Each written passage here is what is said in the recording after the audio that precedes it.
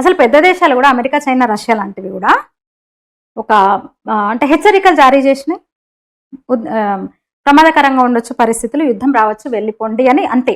కానీ మనం మాత్రం యథావిధిగానే అంటే ఎప్పుడు మన ఉక్రెయిన్ రష్యా యుద్ధం సందర్భంగా కానీ ఎప్పుడైనా సరే ఏది జరిగినా మనం ప్రత్యేకంగా తీసుకొస్తాం. మన పౌరులను, విద్యార్థులను, అక్కడ ఉన్న వాళ్ళను మనం ప్రత్యేక ఏర్పాట్లు చేసి మనమే తీసుకొస్తాం. భారత ప్రభుత్వం తీసుకొస్తుంది, ఆ బాధ్యత తీసుకుంటుంది.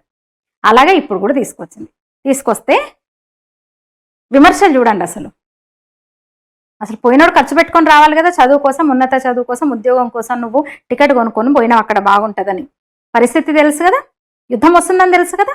ఆ 2 దేశాల్లో రోజు రోజుకు పరిస్థితి ఎలా ఉంది అందరికీ తెలుసు కదా.